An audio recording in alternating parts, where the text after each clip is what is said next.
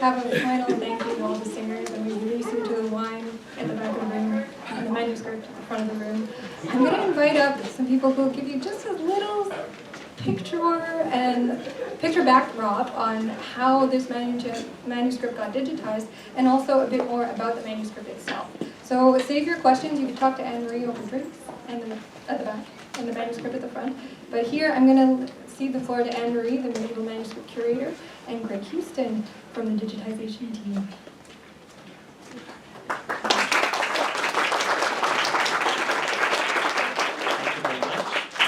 I don't have a clicker, so I might be saying slide every few seconds, but that's okay.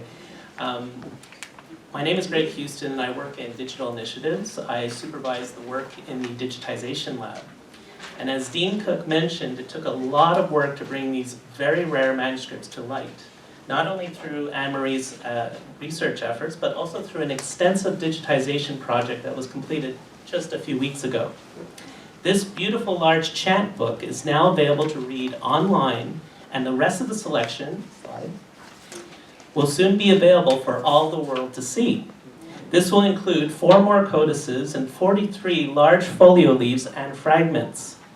I would like to take a few minutes to talk about the digitization effort, and specifically about capturing this manuscript, MS-73, the largest manuscript that we've ever digitized in the lab. Before I start, however, I would like to take a moment to thank Dean Cook for supporting digitization in the McGill Library.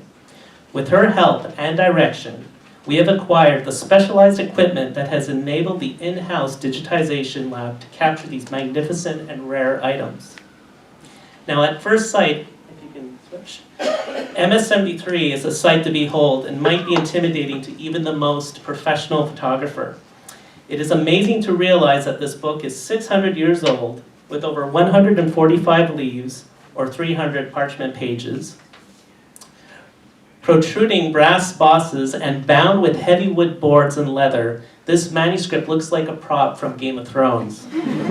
This item, unlike anything we've digitized before, put on our new large scanner, the Quartz SuperScan, it really put it to the test. So I'm going to talk a little bit about our scanner to see how this was actually digitized. Switch slide. So this scanner was purchased in 2017. It allows us to digitize rare and fragile items from overhead. Only 2 other institutions in Quebec own a similar machine. They are the Canadian Centre for Architecture and the BANQ. With an optical resolution, slide, of between 600 and 1,000 ppi, this machine is ideal for scanning music scores. Music scores require a minimum of 600 ppi resolution to capture the finer details such as music glyphs and characters. Now that is an actual representation size of what you see on the right, to actual scale. Slide. It can also capture images at 1-to-1 ratio, which is important for maintaining size accuracy, especially if you wish to make a print reproduction and a perfect 1-to-1 facsimile of the original. That's actually that's an architecture plan, and you can see the printout matches the original exactly. So it'd be very interesting, actually, if we wanted to reproduce that book exactly. Other slide, please. Other important features include the relief enhancement and the anti-glare function. Now this scanner has 2 lateral lights fixed onto one spot. The relief enhancement allows us to shut off one of the lateral lights, which makes 3D elements, such as the brass fixtures in the book, stand out. If you go to the next slide, you'll see. The anti-glare function, if you can switch to the next slide, was particularly helpful when we digitized a selection of framed leaves. We were able to photograph through glass, and we can also photograph through plastic sleeves, because the lights are focused on one spot and we're not relying on copy stand lights on either side, which can cast reflections and shadows. Next slide. The Quartz SuperScan is used primarily to scan architectural drawings, rare maps, artwork, framed pictures, and other large flat format items. However, with our customized setup and a little care and patience, we were able to create a makeshift cradle under the camera to support this massive folio. Next slide.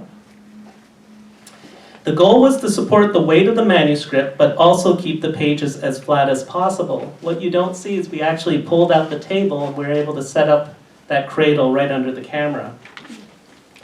We wanted to capture the pages with the least amount of curvature to avoid distorting the text.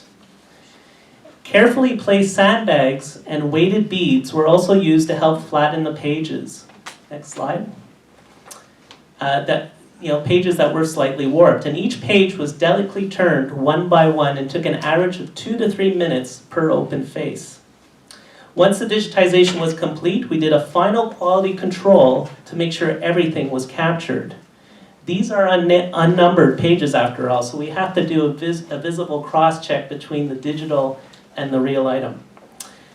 The last step, if you can switch the slide, was uploading a PDF into our repository and adding a catalog record for the electronic copy. Now if you go to those links below, it will bring you to the electronic copy. I don't know if you can click maybe, that one. We'll see what happens. You can view this item in our second repository at archive.org as a page turner, and you can download a complete sequence of the single page files. So we invite you to keep an eye on our collections as we start to upload the rest of the manuscripts, and we really do enjoy your feedback. Thank you very much.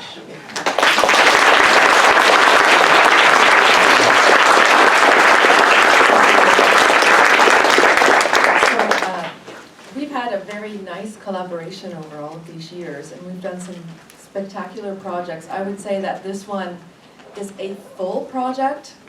As you see, it's a multidisciplinary type project. So it comes from the text, it comes from the aesthetics, it comes from history.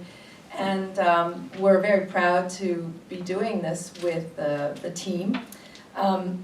We just want to situate a bit more the manuscript. So it's a 15th century Italian medieval manuscript from northern Italy, and a monastery is soon to be hopefully identified.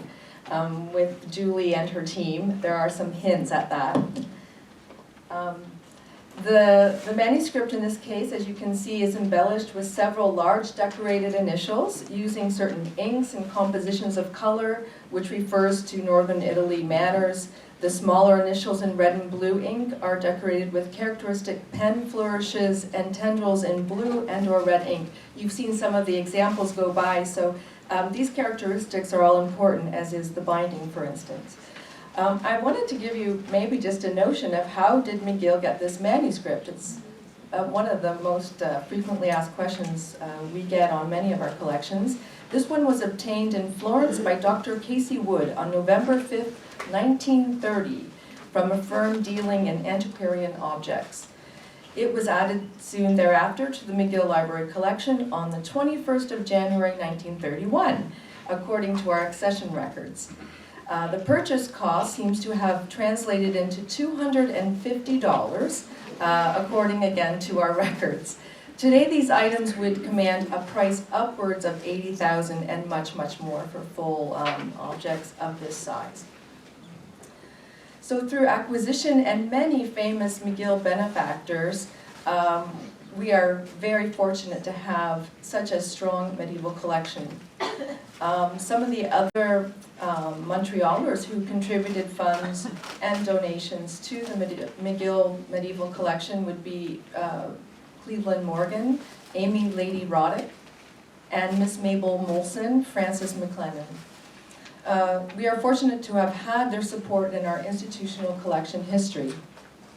Rare Books and Special Collections of the McGill Library now possesses one of the most comprehensive collections in a university library in Canada, with well over 200 medieval era manuscripts from Western Europe.